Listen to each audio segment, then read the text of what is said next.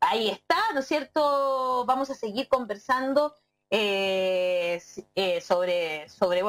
todo lo que tenemos que hablar, sobre la actualidad, ¿verdad? Sobre la contingencia, sobre el país, pero todo esto desde una perspectiva distinta, de la perspectiva y la sensibilidad de una artista, de una dramaturga académica del Departamento de Teatro y directora de Creación Artística de la Facultad de Artes de la Universidad de Chile.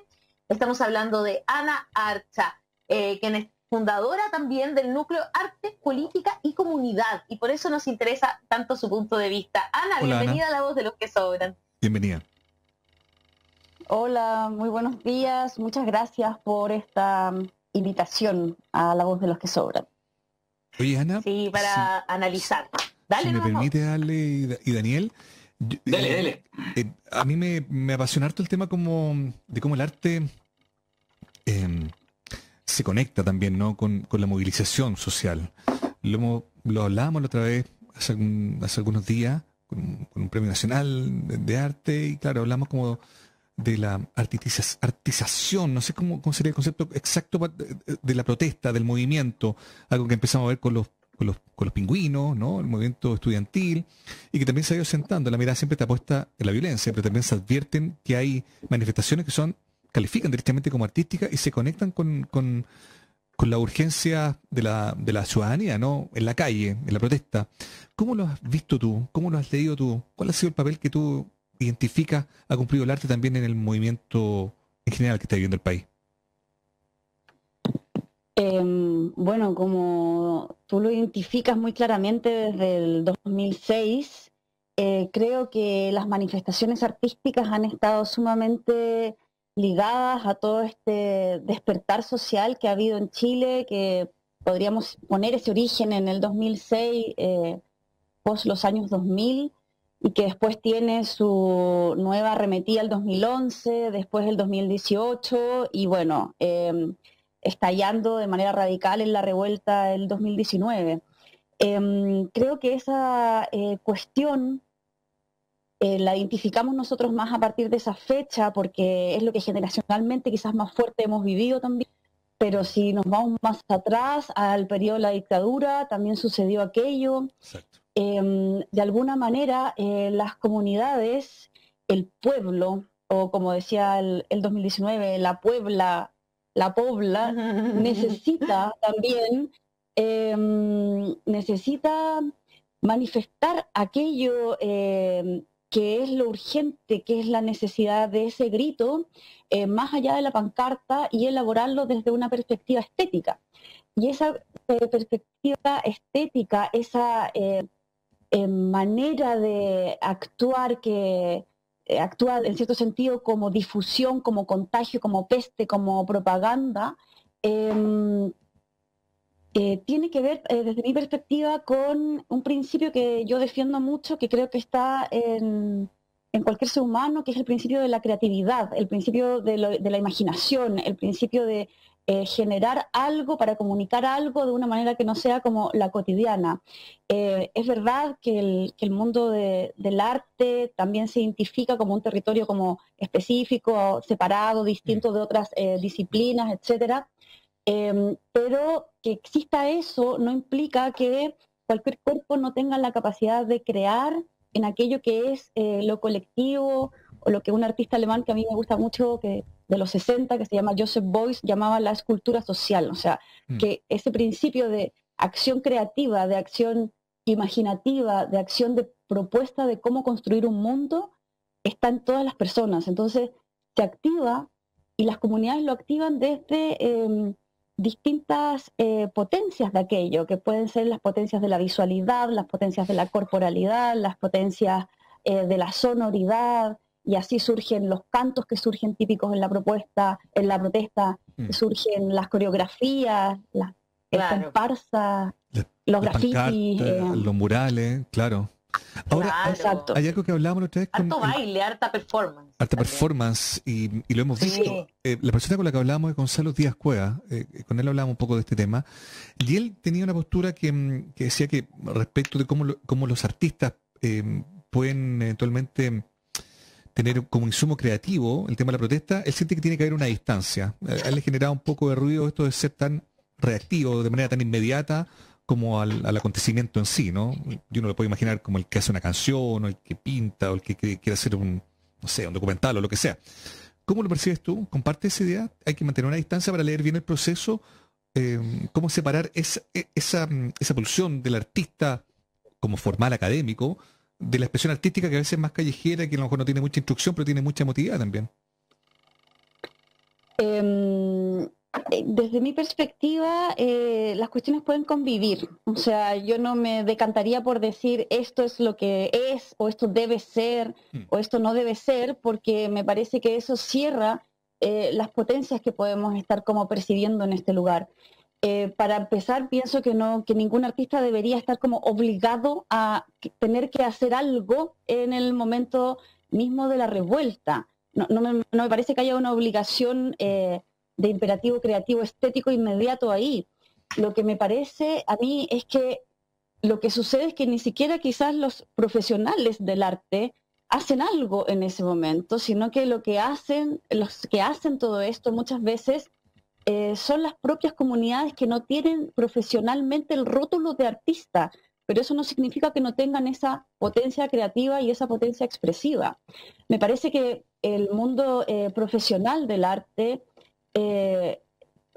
puede reaccionar a esto de distintas maneras y no hay para mí un modo de accionar o de dialogar con esto, pero por lo menos sí me parece importante que esto sea observado, que sea escuchado y que quizás posteriormente genera algún tipo de diálogo que se puede elaborar como a largo plazo también. O sea, pienso que es súper importante reconocer las cuestiones que suceden como en el presente mismo de la acción, en el presente mismo del estallido, de la revuelta, pero para mí eso tampoco clausura la posibilidad de que cuestiones que sucedan en ese momento del estallido no sean elaboradas de una manera creativa o artística en el tiempo posterior. Claro, como memoria. Y me imagino que también cada persona, cada artista tendrá los tiempos de reacción necesarios. O sea, hay gente que actúa rapidísimo cuando sucede un acontecimiento respecto de una revuelta o de un acto de violencia del Estado, y hay otras personas que lo elaboran más lentamente. Entonces, no me importa tanto el tiempo en el que sucede, me importa más que ojalá suceda, digamos, que estemos atentos a esa posibilidad de dialogar, independiente como del tiempo en que eso sucede. Porque estas cuestiones que han pasado radicalmente desde el 2006 hasta el 2019, yo pienso que están marcando una manera también de percibirnos culturalmente mucho más a largo plazo que lo que sucede específicamente solo en el 2019. Nos dan la posibilidad de imaginarnos como comunidades de otras maneras. Y esos procesos para mí no son necesariamente rápidos, sino que pueden tener como un devenir con todo esto que está pasando, que se prolonga como en el tiempo. Yo estuve... Dale. Sí. Perdona. No, y justamente, bueno, dentro de lo mismo, ¿no? Como esta temporalidad, hay personas que a lo mejor ya tenían avanzado, no sé, por ejemplo, la performance de las tesis hizo mucho sentido, pero ellas ya la venían trabajando desde hace muchos años, ¿no es cierto? Y justo se dio esa sincronía que es un poco mágica también, ¿no? Y que tiene que ver con tantas cosas. Pero también hay recortes a la cultura, hubo ataques a lugares como el Centro Cultural Alameda. Hay una cosa también de que se siente muy como de un solo lado la cultura. ¿Crees que ese tipo de cosas han como que influenciaron, por ejemplo, en los recortes de dineros, de aportes para la cultura?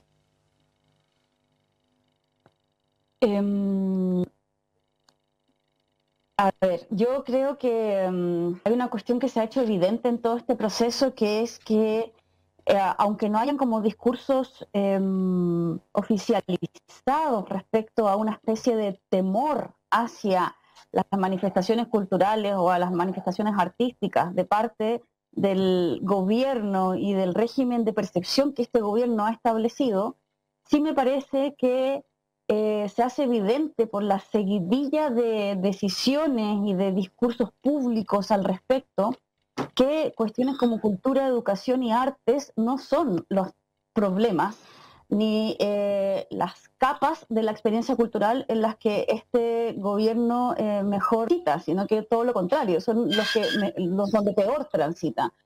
Y en ese sentido, desde mi posición de artista, desde mi posición de académica, desde mi posición de artista que trabaja con muchas personas que trabajan en el espacio público y en la calle y en el mundo de la artesanía y en el mundo del autodidactismo, mi percepción es que nuestras autoridades y nuestra personalidad no es capaz de ver realmente cómo acciona la experiencia y las prácticas artísticas de una manera compleja en el territorio nacional, sino que hay como una especie de marco en el que actúan que está un poco idealizado y que está como acotado a una cuestión que siempre está muy ligada a lo institucional y queda totalmente abandonado todo aquello que no cabe en ese marco y que existe de todas maneras.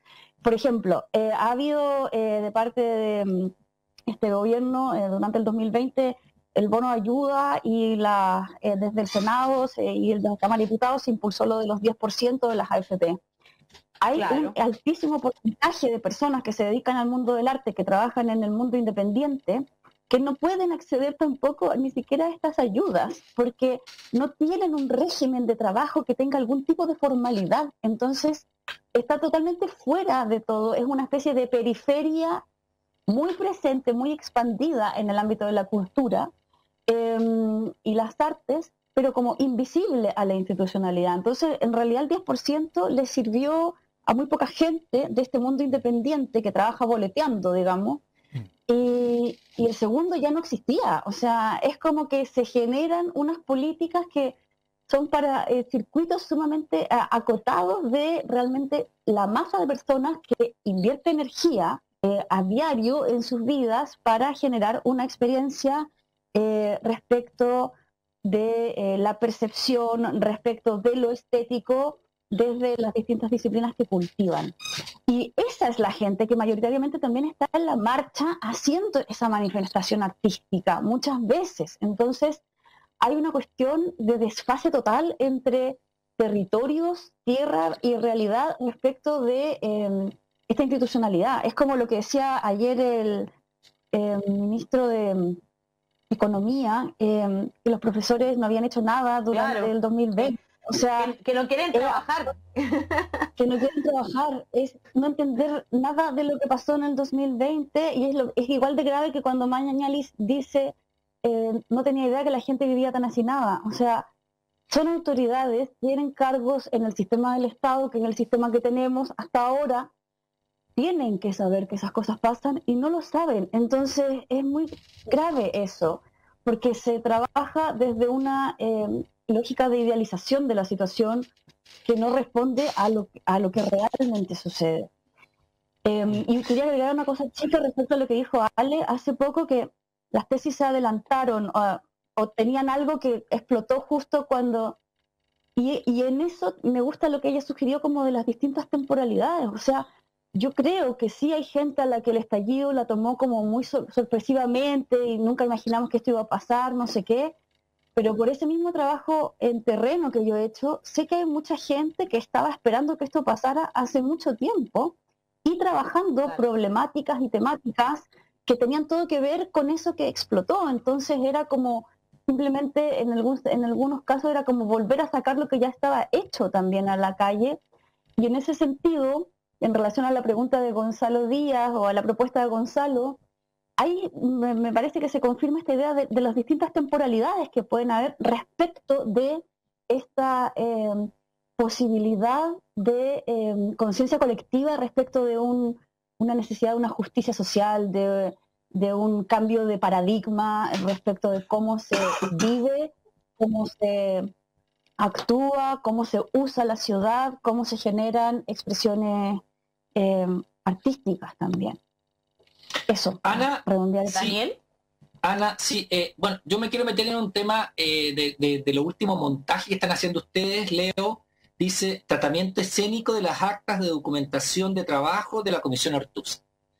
Ana, yo soy abogado, ¿Ah? lo encuentro, Sí. pero, a ver, lo encuentro así, pero Alucinante. eso quiero entender, porque explicar a la gente que la Comisión Ortúzar es la comisión nombrada por Pinochet para hacer la Constitución del 80, ¿ya? Nombró a 8 personas, había 3 demócratas cristianos que después salieron, un radical que también salió, pero en general eran pura gente de la UDI, ¿cierto? Jaime Guzmán, Sotoclós, toda gente de derecha en esta Comisión Ortúzar, bla, bla, bla. Entonces yo digo, y además una lata, si dijimos una lata de la Comisión Ortúzar que trabajó hasta el año 78, después la Comisión de Estado pescó la Constitución, después la Junta de Gobierno. ¿Cómo se hace un tratamiento escénico de las actas documentadas de la Comisión Ortúzar? Me tiene pero loco. Por favor, cuéntame, Ana.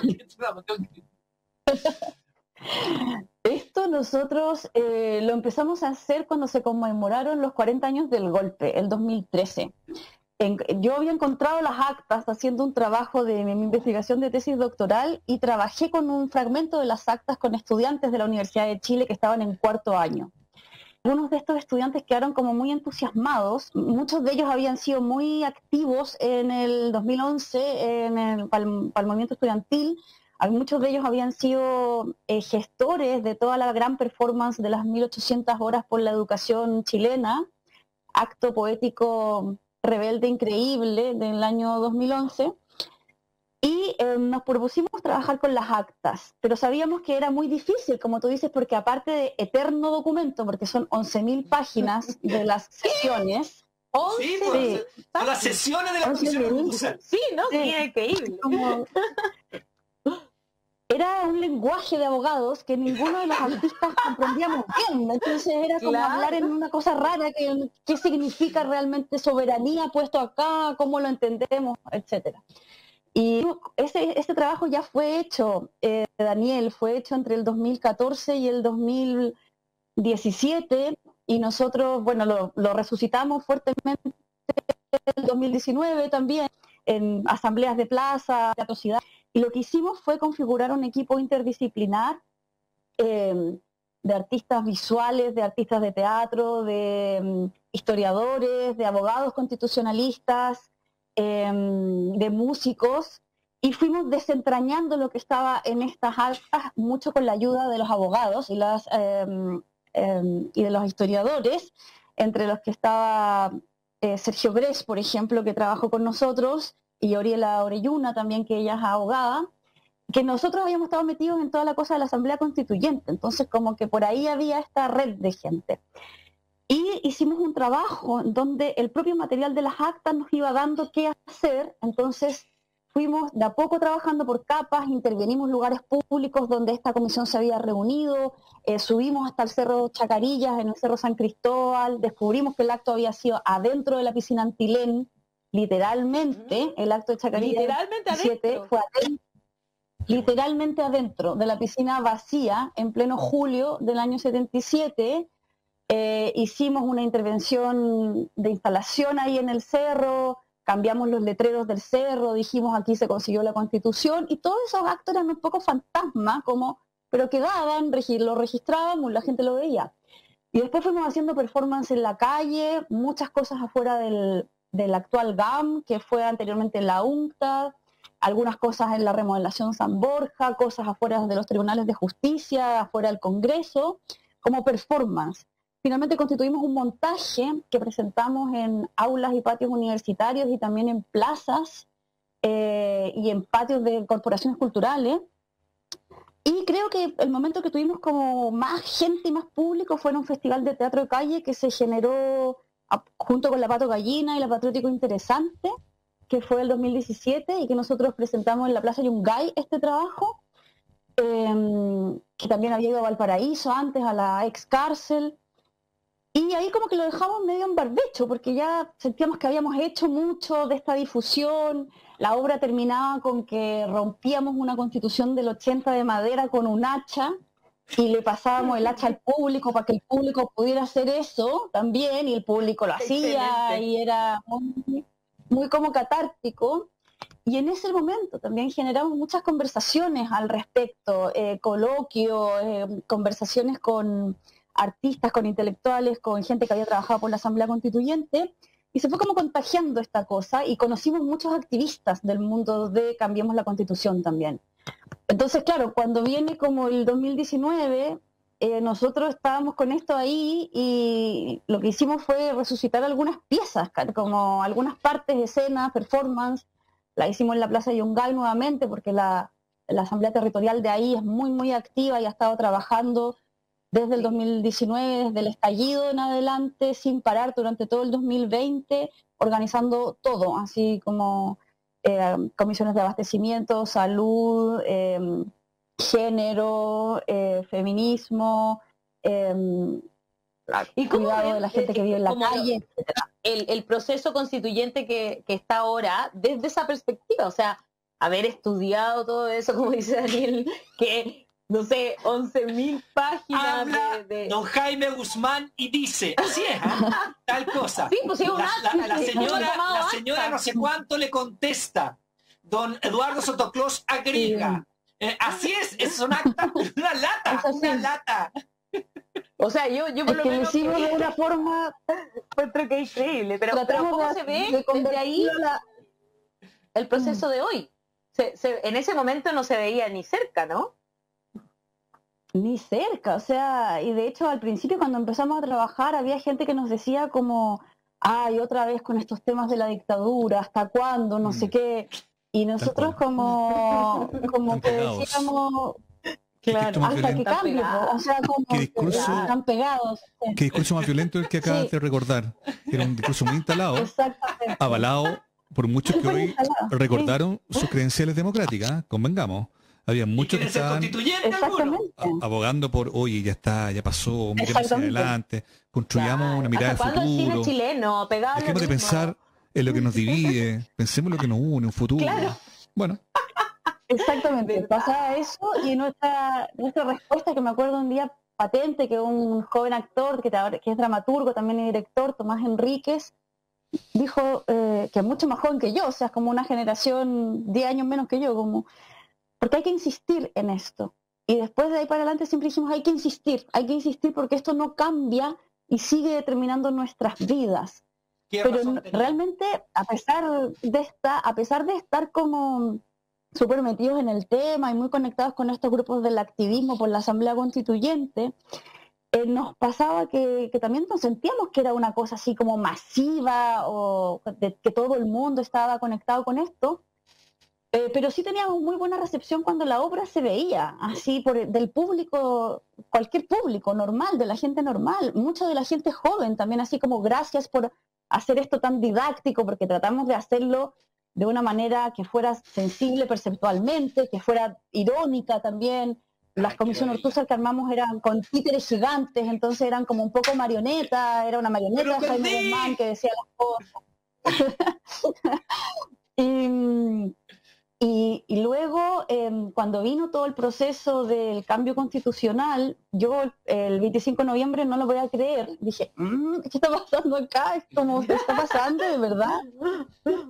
Pero siempre pensé que había un poco gato encerrado en el asunto, que creo que ha sido muy hermoso lo que pasó con el apruebo. Creo que ese 80% del apruebo es una cosa que no podemos olvidar como no solo como porcentaje, sino que como su poder simbólico.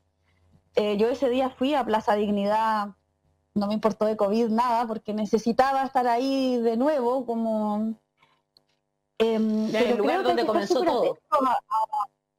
Claro, creo que hay que estar súper atentos a lo que viene, porque con el sistema hizo de la cuestión de la legitimidad de la representación de los partidos y de los quórum, es súper posible que si no estamos como súper encima del proceso, esto sea como cooptado nuevamente por las mismas fuerzas políticas que han estado conduciendo el país en los últimos 30 años. Entonces, yo todavía creo que hay una posibilidad, pero creo que esa posibilidad depende mucho de estar súper encima y no dejar que pase la máquina de los 2/3 y la máquina de esas minorías que vetan lo que la mayoría quiere finalmente. y por el sistema de representación que está establecido está un poco difícil, pues. Entonces yo pienso que hay que seguir insistiendo por ahí, pero al mismo tiempo pienso que no podemos como dejarle toda la fe a como el papel y la estructura institucional, sino que mi deseo y lo que veo que se sigue articulando en algunos lugares es que se sigan fortaleciendo estas agrupaciones ciudadanas, pueblo, colectivas, que están impulsando que se movilicen ciertas cuestiones que hace 10 años quizás se pensaban como imposibles de movilizar. O sea, yo creo que cualquiera de estas situaciones que están pasando ahora como en la macropolítica, la vamos a perder si no sigue existiendo movimientos de base, activismos de base, demandas de lo que necesitamos para una vida digna que provenga desde la calle. Y en ese sentido, pienso que también desde el mundo académico nosotros tenemos como la posibilidad en este momento de estar con la escucha más abierta a todo eso que sucede para generar un diálogo que sea más orgánico, también como con el tiempo vive desde los otros lugares que ocupamos como institucionales también. Me gusta pensar en que no es imposible un diálogo y una unión entre calle y universidad, por ejemplo. De todas maneras. Ojalá se escuchara mucho más a lo académico en general, ¿no? La gente nos está escribiendo a través de las redes sociales. Alex Rogel dice, la diferencia la ha hecho el mismo pueblo. Hoy el 80% es rebelde contra el sistema y la élite, aunque la derecha ha hecho todo lo posible para mostrar lo contrario con sus opiniones reaccionarias. En YouTube, Ariela Díaz dice, la derecha siempre le ha tenido miedo al arte y la cultura. Creen que no son para el pueblo. Siempre les ha molestado que los artistas tengan una posición política. Con eso vamos cerrando ya. Ana, ¿se puede ser artista sin tener posición política? Ups.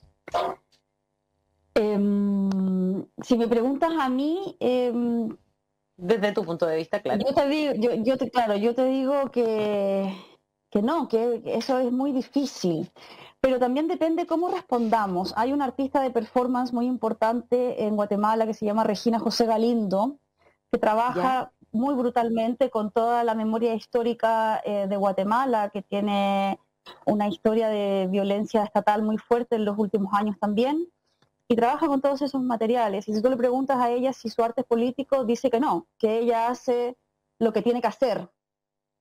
Pero a los ojos de cualquiera que mira desde fuera, eso es totalmente político lo que ella hace. Entonces, a mí me gusta más pensar que, me gusta como proponer que las cosas son complejas también, en el sentido de que no es suficiente con que yo diga, yo tengo una posición política en el arte o mi arte es político. Eso probablemente no lo determino tanto yo, sino quien ve aquello que yo hago. Más que el discurso que yo tengo, tiene que ver con la acción de lo que yo hago, cómo lo hago, con quién lo hago, porque desde mi perspectiva también el hacer arte tiene que ver con una posibilidad que es proponer en pequeña escala una manera de estar en el mundo. Y en esas pequeñas escalas que proponemos cómo estar en el mundo, tomamos todas las decisiones. ¿Quién actúa en nuestras obras? ¿Dónde se hace? ¿Qué público accede a eso?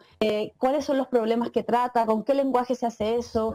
Creo que ahí hay una cuestión importante y que va más allá de las declaraciones de si yo hago arte político o no hago arte político. Tiene que ver también con cómo eso es recibido por las personas, espectadores públicos, compañeros de campo, compañeros de camino también, me parece. Que para mí va más por ahí que con yo decir sí o no. Exacto. Muchas gracias, muchas gracias por estar esta mañana, Ana Archa, conversando con nosotros, analizando la actualidad y también, ¿no es cierto?, la realidad política, social de nuestro país desde la mirada del arte. Un abrazo para ti, muchas gracias por estar en La Voz de los que Sobran. Muchas gracias. Que estés bien, chao, chao. Chao, Ana. Muchas gracias a ustedes.